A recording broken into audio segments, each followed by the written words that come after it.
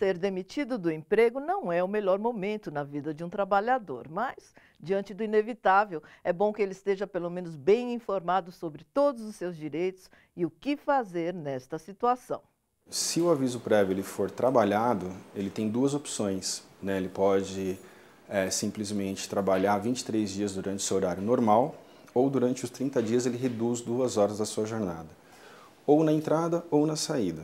Né? A partir daí ele vai ver o que a empresa vai decidir, na realidade é uma opção dele, né? De reduzir essas horas ou não. Se o aviso foi indenizado, assinou o documento, pode ir para casa e aguardar para depois de 10 dias ele receber suas verbas rescisórias.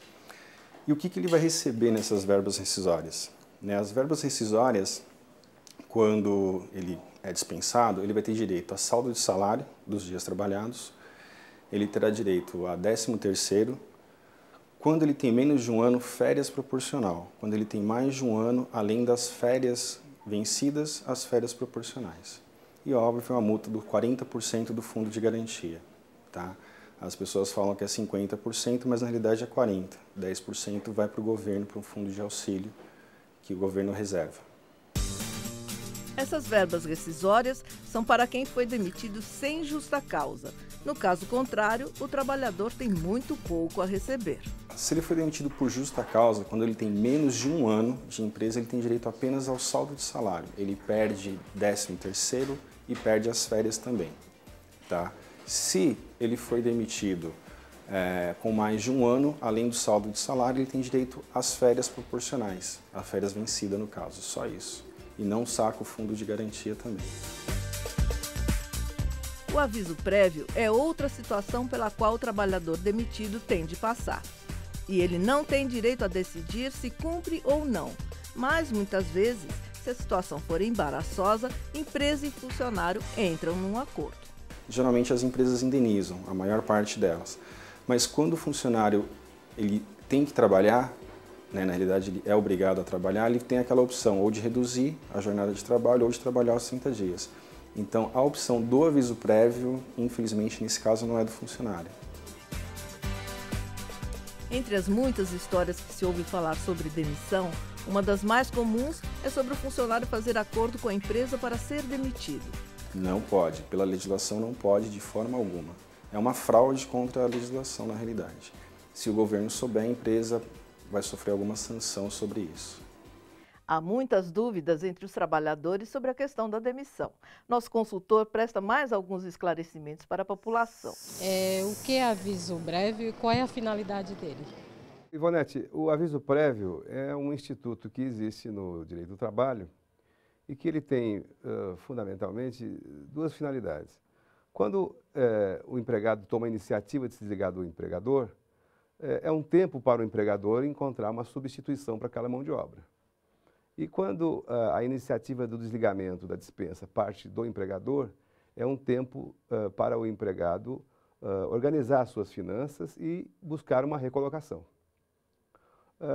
O aviso prévio, até o advento da Constituição de 88, era geral de 30 dias para todos os trabalhadores. Mas a Constituição de 88 previa que o aviso prévio deveria ser proporcional ao tempo de serviço.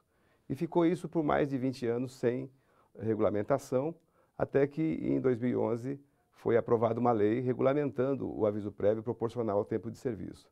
De modo que de lá para cá, todo trabalhador tem no mínimo 30 dias de aviso prévio e se ele completar um ano, ele tem mais 3 dias por ano completo.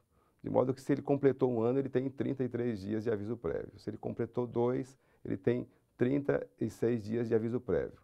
Esse aviso prévio proporcional ele está limitado a 60 dias, de modo que no conjunto do aviso prévio, na somatória do período, não poderá passar de 90 dias. Então, se o empregado tiver 10 anos de serviço, ele terá, além dos 30 dias, mais 30 dias. Se ele tiver 20 anos ou mais, ele terá, então, um total de 90 dias de aviso prévio. O aviso prévio proporcional ao tempo de serviço só vale para o empregado. O empregador não pode exigir que o empregado, para se desligar, também fique 90 dias, 60 ou segundo o seu tempo de casa. É um benefício que foi criado para beneficiar exclusivamente o empregado. A pessoa, quando está afastada por invalidez, a empresa ela pode demitir o funcionário? Existem algumas situações que são muito claras na legislação. Um contrato de trabalho, em regra, ele só pode ser desfeito ou rescindido ou encerrado se ele estiver em curso. Qualquer causa que a gente chama de suspensão do contrato de trabalho torna o contrato de trabalho intangível. De modo que quando o empregado sofre um acidente, imediatamente esse contrato de trabalho dele tem um período de interrupção de 15 dias, porque ele, na verdade, continua recebendo do empregador esses primeiros 15 dias e depois ele entra num período de suspensão do contrato de trabalho. A partir daí, ele só pode ser demitido depois que baixa esse contrato, depois que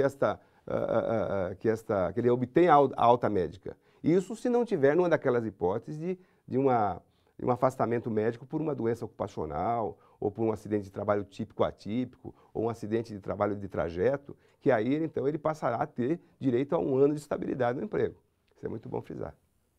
Muitas vezes o empregado é obrigado a pedir demissão por pressão do empregador, por um ambiente hostil ou por promessas não cumpridas. O que fazer para não perder direitos? O trabalhador terá de recorrer à Justiça do Trabalho. O ônus de provar os fatos alegados é do empregado, porém hoje há em direito do trabalho o princípio de aptidão para a prova. A prova que é impossível para o empregado conseguir por estar de posse do empregador. Neste caso, a Justiça tende a decidir segundo os princípios de proteção ao trabalhador. Se o empregado estiver legitimamente sustentado em fatos verdadeiros, a questão da prova ficará para um segundo momento. No próximo bloco, você vai saber se existe uma estabilidade para quem está próximo de se aposentar. Não perca! É preciso verificar se na convenção coletiva da categoria a qual ela integra, a qual ela faz parte, se está lá assegurado esse direito de aposentadoria, de proteção contra a dispensa pré-aposentadoria.